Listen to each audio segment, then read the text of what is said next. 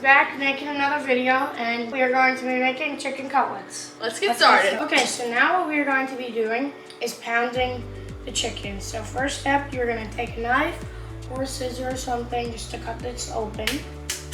While he's cutting open the second package, I'm just gonna butterfly the chicken breasts because they're really thick right now. I'm gonna cut it in half. Be very careful. Don't want to cut yourself. Now that the chicken is all cut, we're just gonna start pounding it out. So what I normally use is plastic wrap, like a barrier between that and the... Yeah, because this could get so dirty sometimes. Make sure you have this real flat. Sometimes you just gotta use some power in it. While Julian finishes pounding on the chicken, I'm just gonna start preparing our assembly line with the breadcrumbs, the flour, and all the seasonings. eggs. We have this giant pile of chicken here. I'm gonna go into depth a little bit about what I put in my mixtures. So first is gonna be cornstarch. We don't really have that much, so we might have to mix in some flour. So instead, we didn't have enough, so we're just gonna grab the all-purpose flour. That's all right. I'm gonna add in the mixtures. I just eye it.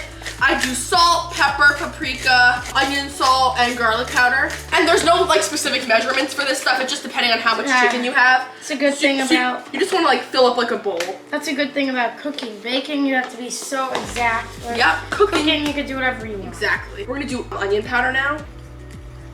That's good. Probably about a tablespoon. I'm gonna add in some of this garlic powder. We're gonna do some paprika now. I say. Now we're gonna add in the salt. We're gonna use the fork and just combine this all together. For your eggs, I'm gonna start off with 2 eggs. We're probably gonna end up needing more. Something that I do, like a little secret trick, I do add paprika and I add Dijon mustard into the eggs. I'm not a huge mustard person, but it just adds like a really nice flavor to it. All right, so let's put out a tablespoon of Dijon mustard and then just looks good. Gonna add in some of that. Then after you get that all done together, I think we gotta get our breadcrumbs in here. Just gonna pour them in. Going. You can do panko breadcrumbs as well. We just chose Italian because it just has a little bit of extra seasoning. That's good. I love that seasoning. And now it's time for the assembly.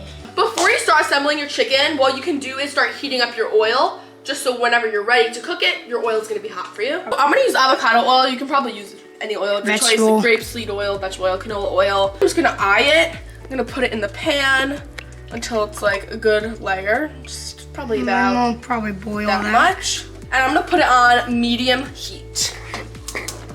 Grab your chicken. You're gonna coat it nice and good in flour. Oopsies. Take off the excess flour. We're gonna go in the egg mixture. Then we're gonna coat that in our breadcrumbs. I like my chicken cutlets crispy.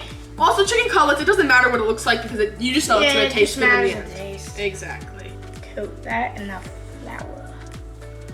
All that excess off. And we'll get that in there, in that egg. Gonna really coat it in the breadcrumbs because that's what makes it nice and crispy. Oh, look at that perfect one. Ooh, what happened here? What? I don't even know where the main chicken cutlet is. If you have to add more eggs or breadcrumbs, it doesn't really matter. Just make sure with the eggs that you're re-seasoning them. Yeah. And same thing with the flour. We have this giant, this is insane. What even is How much chicken cutlets we have. Now we're gonna start frying them. I'd recommend wearing an apron just because sometimes the oil splatters and you don't really want it on your clothes. Okay, we're gonna put the first one in. As you're going, you might need to add a little more oil to it. So just wait for your batch to be done and then you could add a little bit more. If you want, I know my family likes things on like the saltier side. So you can take some flaky salt like once they come out of the pan and you can just sprinkle it on. It'll just add like a nice salty flavor if that's your preference. We have 1 left here. We got 2 in the pan. Everything looking so good. We cannot wait to taste it. Salt Bay over here. We just finished making the chicken cutlets and they are so good. We did little bites throughout the process, but we're gonna do an official taste test now. Oh my god.